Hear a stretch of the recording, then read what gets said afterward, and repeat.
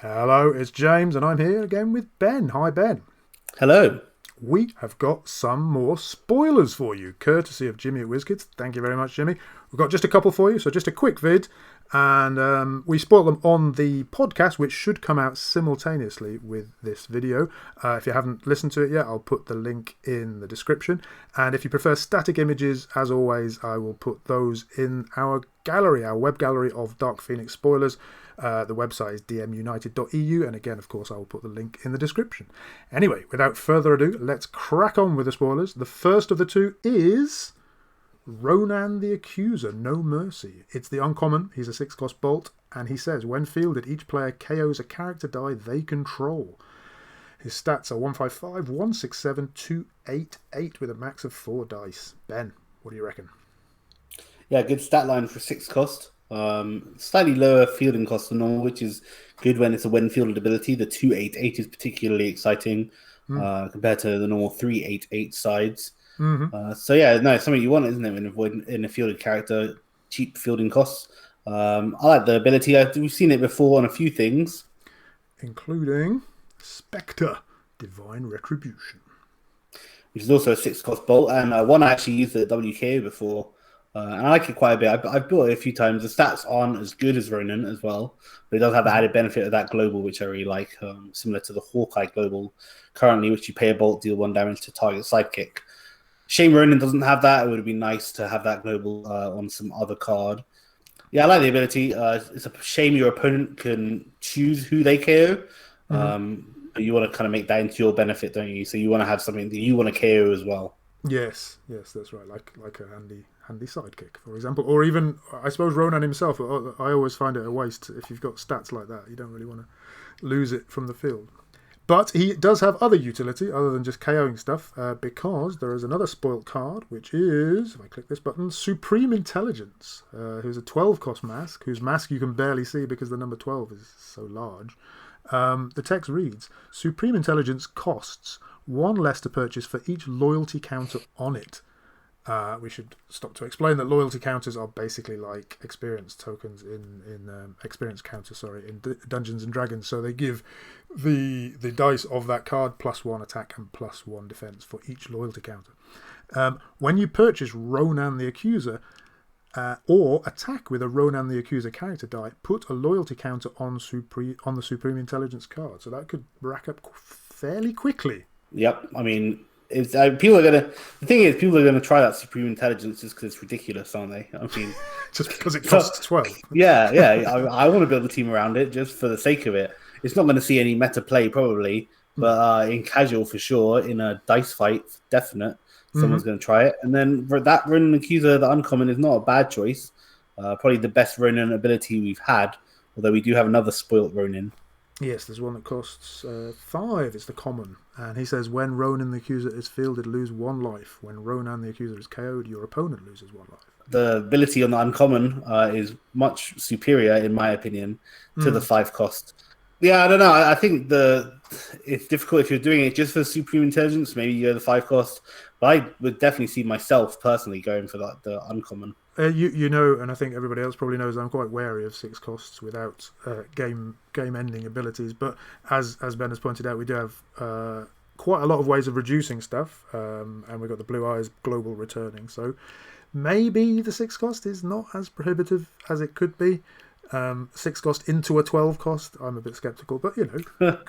I know, but it's so fun. Yes, fun. I'll give it that. Okay, I think we're done with Ronan. So let's crack on with spoiler number 2 of 2. Let me blank that out, and the next one is, drum roll please, Psylocke, Telepath. It's the uncommon. She's a 2-cost mask with the X-Men affiliation, and her text reads, when fielded, target character die gets Overcrush. She does have a max 2 dice, which is worth pointing out, and her stats are the normal Psylocke stats of 012, 022, and 133. Ben, I believe we've seen this ability before on a fairly similar card in its own way. Yeah, very similar card. Rare at that time. In my favourite set, Amazing Spider-Man, the Mary Jane MJ. Also a 2-cost mask. Slightly worse stats. Also an ally, which is definitely a boon to the Mary Jane, but could only give the Overcrush to non-villain character dice. So the Psylocke has the advantage there. Yes, but she can have a max of 4. I said on the podcast that I've never bought 4 Mary Janes, but apparently Peter has. So. I mean, this Psylocke is definitely going to see competitive play.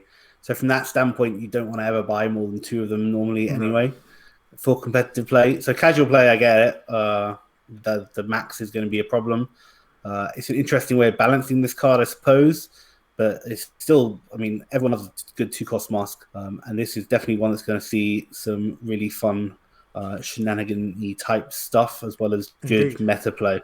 We have some. I have an example of a character that you might want to give the Overcrush to, which would be the Godcatcher.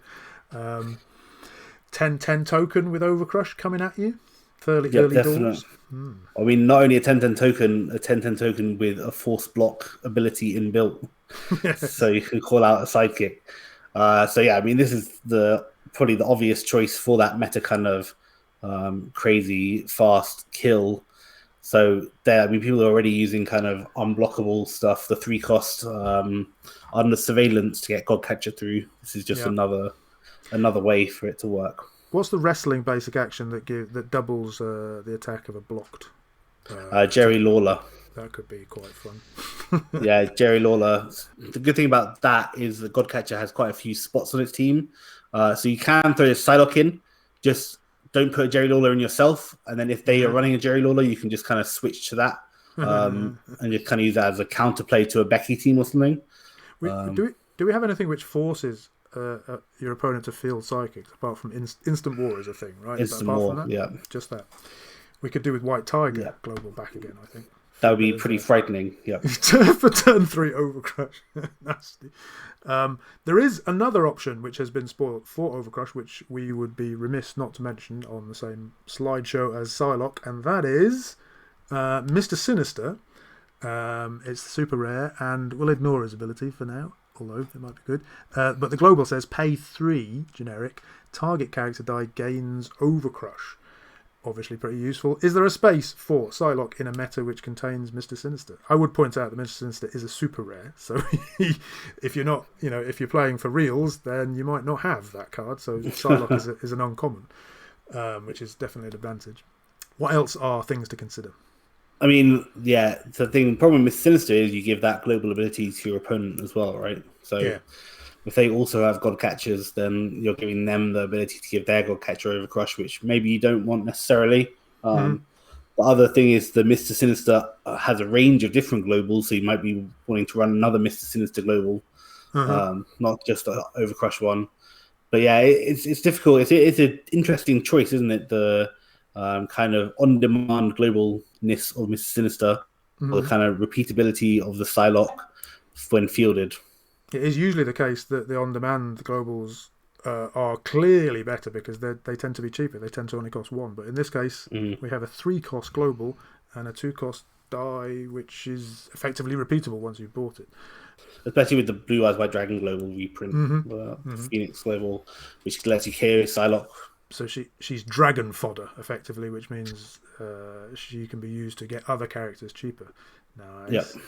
And she has another advantage, which is that she's a mask, whereas Mr. Sinister's global is rather expensive, but she is a mask, which is good for Clayface.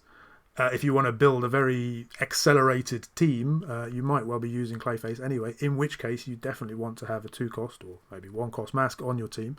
And, well, what better options do you have? There's Danny. I mean, she has to, I guess, compete with Danny, but on a certain team, I think Psylocke would be the right choice. Yeah, no, there's the Danny and there's the Black Widow and there's Avengers ID card, but I think Psylocke goes right up there with those as choices. If you want to be a bit more aggressive, maybe you have the Psylocke on just an Iceman team and give the Iceman Overcrush. Or well, I definitely do want to be more aggressive. That's right. Definitely we'll see play 100% with those stats as well. The 1-3-3, you can just give her Overcrush early on. Just try and rush with a couple of Psylocke. Yeah, she can give it to herself. Yeah, nice. So there you go. 2 spoilers for you. Ronan, okay, and Psylocke, yes please. That's my verdict. Thank you very much, Ben, and thank you very much everybody at home for listening. We hope you found that interesting. Stay tuned. Don't forget to subscribe and click the notification bell if you want to see more spoilers from Dice Masters United. We hope you've enjoyed that. Take care and see you soon. Bye-bye. Bye.